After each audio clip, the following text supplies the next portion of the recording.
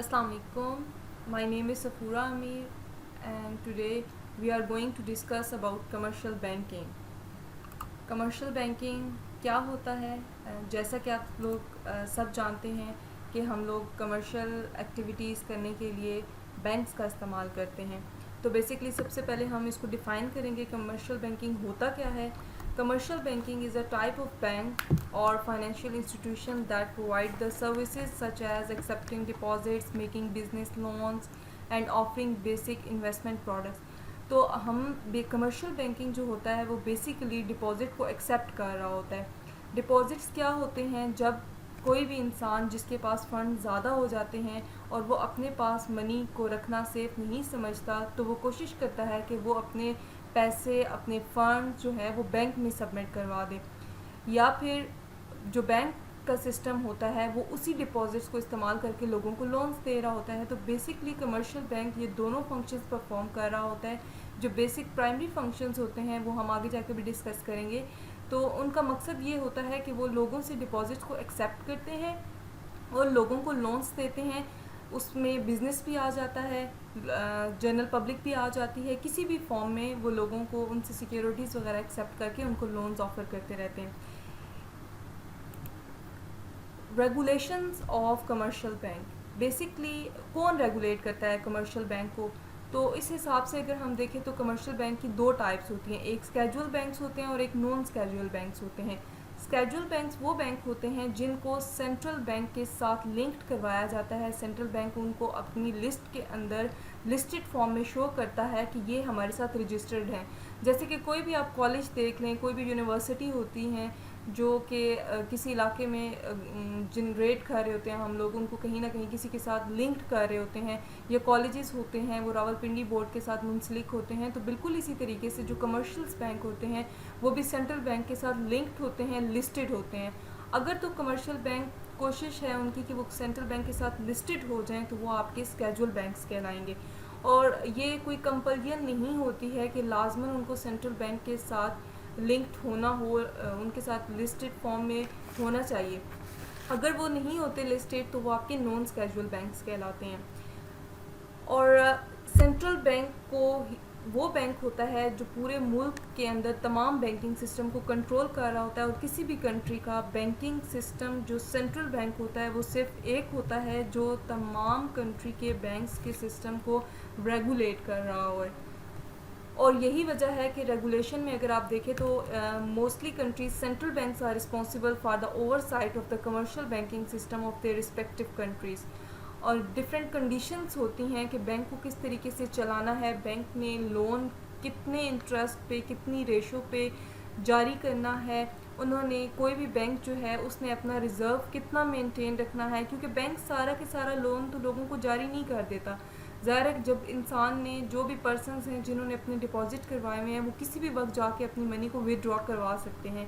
तो अगर बैंक के पास हम जाएं और हम कहें कि हम मनी विदड्रॉ करवाने आए हैं, तो कभी भी बैंक आपको ये नहीं कहेगा कि हमारे पास अभी फ़िलहाल पैसे मौजूद नहीं है, क्योंकि वो एक पर्सन का, एक जो भी ड्रॉर है उसके पास वो राइट है कि वो जब भी चाहे अपनी मनी को विदड्रॉ करवा सकता है।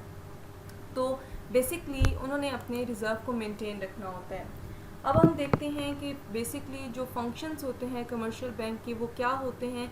सबसे पहले इसमें प्राइमरी फंक्शंस हैं, फिर सेकंड इसमें एजेंसी फंक्शंस हैं और यूटिलिटी फंक्शंस हैं। तो प्राइमरी फंक्शंस में सबसे पहले होता है रिसीविंग डिपॉजिट्स। जैसा कि मैं आप लोगों को पहले से बता चुकी हूँ कि मनी केप्ट और deposited in the bank which the depositor can withdraw under the prescribed condition is called a deposits. और कमर्शियल बैंक का ये प्राइमरी फंक्शन होता है कि वो डिपॉजिट्स को रिसीव करता है जनरल पब्लिक से और उसके बाद उनको उन पे इंटरेस्ट पे कर रहा होता है।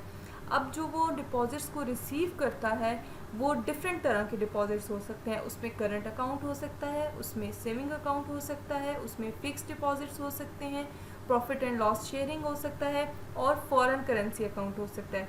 अब करंट अकाउंट कौन सा होता है? कोई भी बैंक जिसमें किसी भी किस्म का कस्टमर वो जाएगा, किसी भी बिजनेस क्लास से वो बिलोंग कर सकता है, किसी गवर्नमेंट डिपार्टमेंट से बिलोंग कर सकता है, या any body, any general public bodies keep their money in current account. इस पे बैंक कोई प्रॉफिट पे नहीं कर रहा होता, कोई इंटरेस्ट पे नहीं कर रहा होता, और कस्टमर किसी भी वक्त जाके अपनी पर्टिकुलर अमाउंट को विड्रॉ कर सकता है। उसके बाद है आपका सेविंग अकाउंट। सेविंग अकाउंट्स ये मोस्टली लो इनकम पीपल जिनकी सैलरी थोड़ी कम होती है, या सैलरी पर्सनस जो होते हैं, वो कुछ मनी को सेव करने के लिए सेविंग अकाउंट्स ओपन करवाते हैं। सेविंग अकाउंट में भी हम लोग मनी डिमांड पे ही विड्रॉ करवा सकते हैं, और इस पे आपको कुछ अर्सा के लिए अपनी अमाउंट को सेव रखना पड़ता है, और बैंक आपको इन अकाउंट्स पे इंटरेस्ट पे कर रहा होता है। उसके बाद आते हैं आपके फ़िक्स डिपॉज़िट्स। फ़िक्स डिपॉज़िट जो होता है उसमें कस्टमर किसी ख़ास अरसे के लिए अपने पैसे, अपनी मनी को, अपने फ़ंड्स को बैंक में डिपॉज़िट करवा देता है, और वो फ़िक्स्ड उस दौरान जिस पीरियड के लिए उसने वो अपनी अमाउंट डिपॉज़िट करवाई है, उस दौरान पे वो अपनी मनी को विड्रॉ नहीं करवा सकता है, और इस पे भी बैंक आपको प्रॉफिट भी जारी कर रहा होता है या इंटरेस्ट इशू कर रहा होता है। उसके बाद आपका है foreign currency account. Foreign currency account basically this account is open in foreign currency instead of local currency, like in Pakistan this account can only be opened in nominated branches of commercial banks, and foreign currency account can be opened in the form of saving accounts in fixed and current accounts। और ये जो accounts होते हैं ये basically exempt होते हैं आपके ज़कात और टैक्स के लिए। सेकेंड जो इसका प्राइमरी फंक्शन होता है वो होता है advancing loans. Commercial bank money दे रहा होता है डिफरेंट लोगों को उस अमाउंट में से जो उसने बाकी तमाम पीपल से, बाकी कस्टमर से, जनरल पब्लिक से उसने मनी फंड्स की फॉर्म में, डिपॉजिट्स की फॉर्म में रिसीव की हुई होती है। उन्हीं अमाउंट में से, उन्हीं मनी में से वो बाकी लोगों को जिनको मनी ज़रूरत होती है, लाइक लोन चाहिए होता है, वो इनको इशू कर रहा होता है। अब bank different types of loans issue कर रहा होता है। कुछ कैश क्रेडिट की फॉर्म में होते हैं, कुछ ओवरड्राफ्ट की फॉर्म में होते हैं, डिस्काउंटिंग ऑफ बिल्स की फॉर्म में हो सकते हैं, इन्वेस्टमेंट लोन हो सकता है, शॉर्ट टर्म, मीडियम टर्म और लॉन्ग टर्म। सबसे पहले है कैश क्रेडिट। तो नाम से जैसा कि शो हो रहा है कि अगर बैंक जो है किसी भी पर्सन को, किसी इंस्टीट्यूशन को लोन इशू कर रहा है, तो वो उससे कुछ करंट एसेट्स या शेयर्स या बॉन्ड्स वगैरह अपने पास एज अ सिक्योरिटी रखवा के कैश की फॉर्म में अगर उसको लोन इशू करता है तो वो इसका कैश क्रेडिट होगा। ओवरड्राफ्ट, बैंक अपने ट्रस्ट वर्दी कस्टमर्स को उसके डिपॉजिट से ज़्यादा अमाउंट अगर इशू कर रहा हो तो वो उसका ओवरड्राफ्ट कहलाता है, और बेसिकली ये बैंक की इनकम कहलाती है, और इसको आप रनिंग फाइनेंस भी कहते हो, क्योंकि इसके ऊपर बैंक जो होता है वो इंटरेस्ट चार्ज कर रहा होता है जो वो एक्स्ट्रा अमाउंट एक कस्टमर को इशू करता है। फॉर एग्ज़ाम्पल किसी भी पर्सन के अकाउंट में 20,000 रुपीज़ हैं और वो अपने मनी विदड्रॉ करवाने गया है और उसने 20 की जगह 25,000 लिखा हुआ है, तो बैंक देखेगा कि ये तो हमारा ट्रस्ट वर्दी कस्टमर है और इसको 25,000 की नीड है, तो वो कस्टमर को बताएगा कि आपके अकाउंट में 20,000 रुपीज़ हैं और मैं ये 5,000 आपको as a loan, as a overdraft issue कर रहा हूँ और मैं इस पर इतना इंटरेस्ट चार्ज करूँगा। तो ये होता है आपका ओवरड्राफ्ट। उसके बाद डिस्काउंटिंग ऑफ बिल्स होते हैं, ये मोस्टली बिल ऑफ एक्सचेंज होते हैं। इसका मतलब ये होता है कि बैंक जो है वो बिल्स को एज अ सिक्योरिटी अपने पास रख रहा है ग्रांटिंग ऑफ लोन पर्पसेस के लिए। ये भी एक सोर्स ऑफ इनकम होती है बैंक के लिए, because it always deduct nominal amount as discounting charges. Then है आपका investment loans.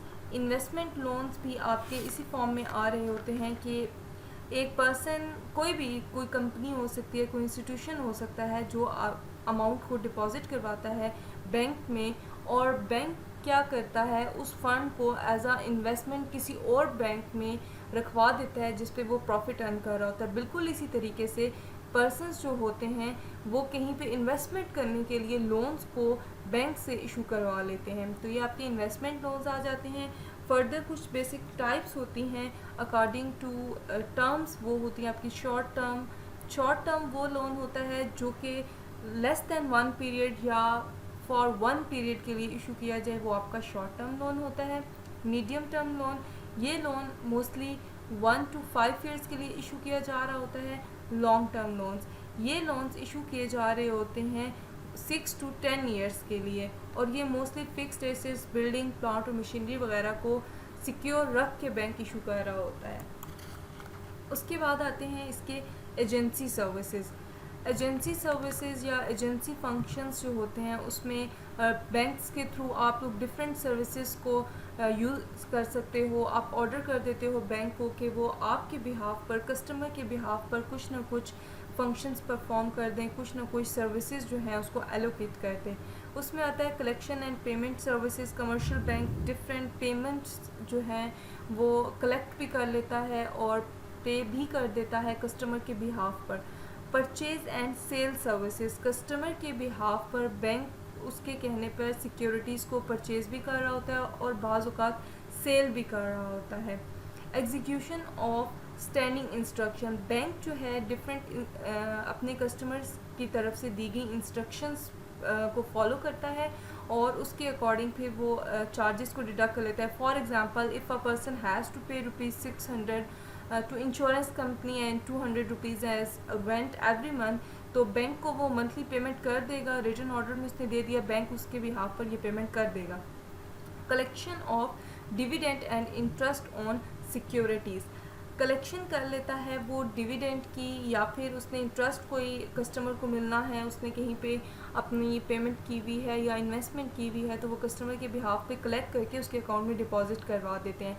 Transfer of funds, bank also perform the functions of transferring from one place to another by charging the nominal commission.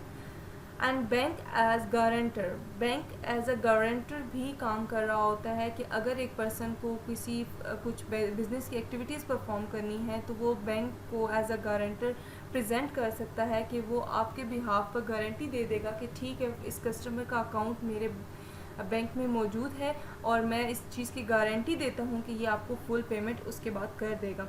इसी तरीके से further इसमें income tax facility आ जाती है और collection of ज़कात आ जाता है जो कि बैंक अपने कस्टमर के बिहाफ पर परफॉर्म कर रहा होता है। उसके बाद इसमें कुछ जनरल फंक्शंस आ जाते हैं जो एक बैंक परफॉर्म कर रहा होता है। उसमें issuance of letter of credit आ जाता है, डिस्काउंटिंग ऑफ बिल्स आ जाता है, इशुएंस ऑफ ट्रैवल चेक्स आ जाते हैं, लॉकर्स की फैसिलिटी प्रोवाइड कर रहा होता है बैंक आपको। फॉरेन एक्सचेंज, आपने अपनी मनी को एक्सचेंज करवाना है तो वो ट्रांजैक्शन आपके बिहाफ पे कर देता है। अंडर राइटर के तौर पर, अंडर राइटर बेसिकली आप ये समझ लें कि एक एजेंट और प्रिंसिपल के जो ताल्लुक़ होता है उसको ये शो कर रहा होता है, क्योंकि इसमें बाज़ औक़ात ये कंपनीज़ के बिहाफ पे ये फंक्शन परफॉर्म किया जा रहा होता है कमर्शियल बैंक की तरफ से।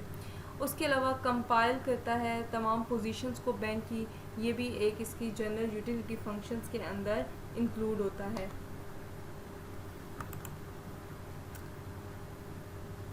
Role of commercial banks in economic development of a country, अगर हम देखें तो बैंकिंग सेक्टर्स जो हैं वो बेसिकली पिलर्स होते हैं किसी भी इकोनॉमिक प्रोस्पेरिटी के। इंडीड अगर हम हिस्ट्री को देखें तो history provides us with some starting information regarding how banks provide finance for different ventures in newly acquired colonies. Over time, banks have formed as important part in providing an avenue for both savings and investment. और जैसे कि हमें पता है कि आपके जो factors होते हैं, land, labour, capital and entrepreneur और ऑर्गेनाइजेशन, वो बेसिक इकोनॉमिक रिसोर्सेज होते हैं जो किसी भी बिज़नेस के लिए अवेलेबल होते हैं। तो एक बिज़नेस को फाइनेंस रिक्वायर होता है to purchase land, to hire labor, pay for capital goods and pay for individuals, and all these functions are performed with specialized skills. In a country like Pakistan, लोगों को बहुत ज़्यादा सफ़र करना पड़ रहा है क्योंकि उनके पास इतनी सेविंग्स नहीं होती हैं बिज़नेस को सेटअप करने के लिए। तो इस मैसिव जो गैप है रिसोर्सेज का, उसको फुलफ़िल करने के लिए बैंकिंग सेक्टर एक बेस्ट रोल अदा कर रहा है। कैपिटल फॉर्मेशन उसके अंदर आ जाता है। कैपिटल, कमर्शियल बैंक्स जो हैं वो कैपिटल की फॉर्मेशन के अंदर किसी भी कंट्री की बहुत हेल्प कर रहे होते हैं। कैपिटल फॉर्मेशन का मतलब होता है कि आपने अपने प्रोडक्शन की यूनिट्स को बढ़ाना है, आपने टेक्नोलॉजी को डेवलप करना है, आपने प्लांट और मशीनरी लगानी है। तो ये सब प्रोजेक्ट्स के अंदर जो रिस्पॉन्सिबल है, आपने अगर अपने फंड्स को बढ़ाने हैं तो कमर्शियल बैंक इसमें हेल्प कर रहा होता है। जनरली ऑटोमेटिकली वो किसी भी कंट्री की ग्रोथ भी उससे इंक्रीज़ हो रही होती है। Then generation of savings, obviously आप देखें कि जितना ज़्यादा किसी मुल्क में सेविंग ज़्यादा होगी, लोगों के अंदर हैबिट डेवलप होगी कि वो सेव करें, तो जितना सेविंग आप बैंक में अपना पैसा डिपॉजिट करवाते हो, बैंक उसको फर्दर डिफरेंट प्रोजेक्ट्स के अंदर यूटिलाइज़ करता है और प्रॉफिट अर्न कर रहा होता है। इस तरीके से ओवरऑल इकॉनमी डेवलप हो रही होती है। मोबिलाइजेशन ऑफ सेविंग्स को मूव करवाना, लाइक पैसा सिर्फ कुछ हाथों में महदूद नहीं होकर रह जाता, वो पैसे को शिफ्ट करते रहते हैं, मूव करवाते रहते हैं, ताकि एक इन्वेस्टमेंट कहीं पे करेंगे वो फर्दर कहीं पे इन्वेस्टमेंट करेंगे। इस तरीके से मनी सर्कुलेट कर रही होती है पूरी सोसाइटी के अंदर और इससे भी इकोनॉमिक ग्रोथ हो रही होती है किसी भी कंट्री की। क्रेडिट क्रिएशन, कमर्शियल बैंक्स जो हैं, आप बेसिकली ये कह सकते हैं कि commercial banks are called the factories of credit, क्योंकि वो एडवांस में लोन दे रहे होते हैं, वो लोगों से एक तो डिपॉजिट्स को कलेक्ट कर रहे होते हैं और उसी डिपॉजिट से वो जनरेट कर रहे होते हैं क्रेडिट को, क्रेडिट क्रिएशन कर रहे होते हैं, फाइनेंस प्रोवाइड कर रहे होते हैं, जो कि तमाम सेक्टर्स ऑफ इकॉनमी को किसी न किसी सूरत में वो फाइनेंस की प्रोविजन दे रहे होते हैं, जिसकी वजह से मुल्क आपका डेवलप कर रहा होता है। एग्रीकल्चर डेवलपमेंट के हवाले से अगर देखें तो बैंक डिफरेंट फार्मर्स को भी इस तरह की फैसिलिटीज़ प्रोवाइड कर रहा होता है। स्पेशली पाकिस्तान के अंदर ज़रूरी तरक्याती बैंक के नाम से बैंक होता है, जो कि किसानों को डिफरेंट फैसिलिटीज़ प्रोवाइड कर रहा होता है, लोन की फैसिलिटीज़ दे रहा होता है और इस तरीके से वो लोन को कलेक्ट करके एग्रीकल्चर के प्रोसेसेस के अंदर यूटिलाइज़ करते हैं, मशीनरी वगैरह ख़रीद लेते हैं, सीड्स वगैरह ख़रीद लेते हैं, फर्टिलाइज़र्स ख़रीद लेते हैं और इस तरीके से एग्रीकल्चर में डेवलपमेंट होती है, जिसकी वजह से ओवरऑल इकॉनमी ग्रो कर रही होती है। इंडस्ट्रियल डेवलपमेंट भी इसी से मिलता जुलता है। इंडस्ट्रीज़ को भी लोन की ज़रूरत होती है, उनको भी अपना प्रॉफिट जनरेट करने के लिए फाइनेंस की ज़रूरत होती है। तो जो रैपिड इकोनॉमिक डेवलपमेंट है वो बेसिकली डिपेंड इंडस्ट्रीज़ पे ही कर रही होती है। डिफरेंट कंट्रीज़ हैं लाइक साउथ कोरिया, मलाइशिया है, ताइवान, हांगकॉन्ग, इंडोनेशिया, वो अभी रिसेंटली डेवलप हुई हैं। उनके इंडस्ट्रियल सेक्टर की डेवलपमेंट के अंदर सबसे इम्पोर्टेंट रोल जो प्ले किया गया है वो कमर्शियल बैंक की तरफ से किया गया है। एम्प्लॉयमेंट की अपॉर्चुनिटीज़ भी क्रिएट कर रहा होता है बैंक। जब अब बैंक किसी न किसी इंस्टीट्यूशन को, पर्सनस को लोन की फैसिलिटी देगा, तो वो लोग अगर एक बिज़नेस स्टार्ट करते हैं, बिज़नेस को डेवलप करना चाह रहे हैं, तो उनको लेबर, उनको अपना मैनेजमेंट सिस्टम के लिए लोगों की ज़रूरत होती है, जिनको वो यूज़ करते हैं। ऑटोमेटिकली जब वो लोगों को हायर करेंगे तो डिफरेंट पीपल्स के लिए जॉब की अपॉर्चुनिटीज़ बढ़ जाती हैं। तो इस तरीके से जितना ज़्यादा किसी मुल्क के अंदर एम्प्लॉयमेंट का रेट हाई होगा, उतना ज़्यादा उसकी डेवलपमेंट होगी और इतनी ज़्यादा वो कंट्री ग्रोथ करेगी। ट्रेड एक्सपेंशन, ट्रेड तिजारत के हवाले से अगर कहें तो ये भी कहना गलत नहीं होगा कि कमर्शियल बैंक इसमें भी एक इम्पॉर्टेंट रोल अदा करता है, क्योंकि ट्रेड की पॉसिबिलिटी के अंदर कमर्शियल बैंक अगर नहीं होंगे तो हमारा ट्रेड डेवलप नहीं कर सकता है, क्योंकि टेक्निकल असिस्टेंस जो होती है और दूसरी फैसिलिटीज़ जो बिजनेसमैन को दी जाती हैं उनकी नीड्स को फुलफ़िल करने के लिए, वो कमर्शियल बैंक के थ्रू ही की जा रही होती हैं। चेक की पेमेंट होती है, उसके अंदर किसी फॉरेन कंट्री को आपने लेटर ऑफ क्रेडिट इशू करना है या पेमेंट रिसीव करनी है, all these activities are done by the commercial banks. Help to government, commercial bank government की भी हेल्प कर रहा होता है। गवर्नमेंट को डिफरेंट प्रोजेक्ट स्टार्ट करने के लिए फ़ाइनेंस की ज़रूरत होती है, तो कमर्शियल बैंक उनको असिस्ट कर रहा होता है कि वो फाइनेंस ले सकते हैं, लोन ले सकते हैं बैंकिंग सेक्टर से और अपने प्रोजेक्ट्स को कंप्लीट कर सकते हैं। तो हम कह सकते हैं कि कमर्शियल बैंक वो एक फाइनेंशियल इंस्टीट्यूशन है जो किसी भी कंट्री की ग्रोथ और डेवलपमेंट के अंदर बहुत ही इंपॉर्टेंट रोल प्ले कर रहा होता है। हेल्प द सेंट्रल बैंक,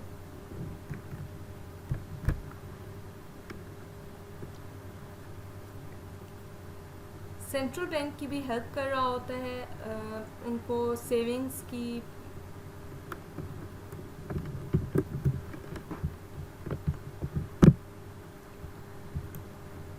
तो आज हमने कमर्शियल बैंक के बारे में पढ़ा है कि किसी भी कंट्री का कमर्शियल बैंक किस तरीके से डेवलपमेंट के अंदर हेल्प कर रहा होता है, उसकी डेफिनेशन की है और डिफरेंट फंक्शंस की हैं। इंशाल्लाह नेक्स्ट टाइम हम लोग सेंट्रल बैंक की तरफ मूव करेंगे और देखेंगे कि सेंट्रल बैंक किस तरीके से कंट्री में डेवलपमेंट लेकर आ रहा होता है। ओके जी, थैंक यू, अल्लाह हाफिज़।